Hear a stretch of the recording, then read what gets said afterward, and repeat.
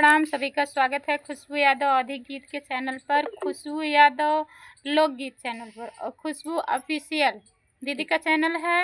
Savita entertainment मेरे दीदी का चैनल है। संगीता और संगीता यादव 2 मेरा सरल है, सबसे सरल है। तो सबके चैनल को ध्यान दीजिएगा। और इस लास्ट टाइम मतलब सरसों का सीजन है ना, समय है, सरसों फूल ले रहा है और माहू उड़ रहे हैं। सरसों माहू लेंगे ना। हाँ, उसी पे हम लोग गाना गाने जा रहे हैं। आप लास्ट से वीडियो तो देखते रहिएगा, आप लोग कमेंट में बताइए। अच्छा लगेगा।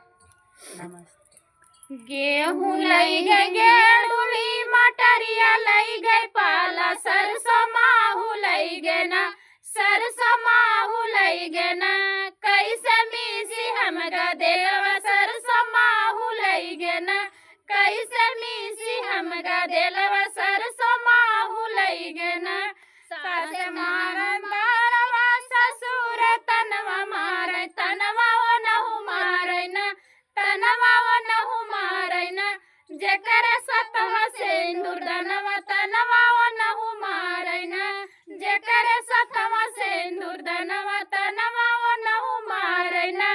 गेहूं लई गए गेड़ुड़ी, मटरिया लई गए पाला, सरसों माहू लई गए ना, सरसों माहू लई गए ना, कैसे मीसी हम गदेलवा, सरसों माहू लई गए ना, कैसे मीसी हम गदेलवा, सरसों माहू लई गए ना, जेठ मारे तनवा, जेठन मारे तनवा, तनवा वो नहु मारे ना, तनवा वो नहु मारे ना, जेकर सतवा सिंदूर दनवा, तनवा वो नहु मारे ना, जेकर सतवा सिंदूर दनवा, तनवा वो नहु मारे ना।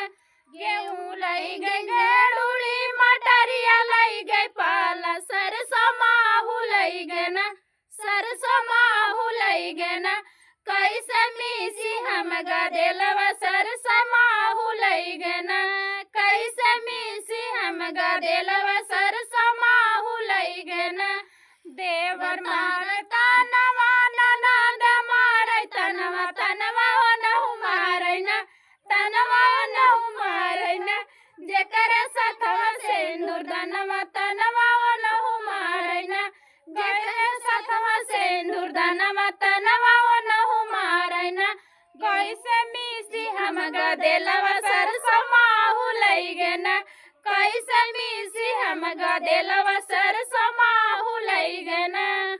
लइए। नमस्ते।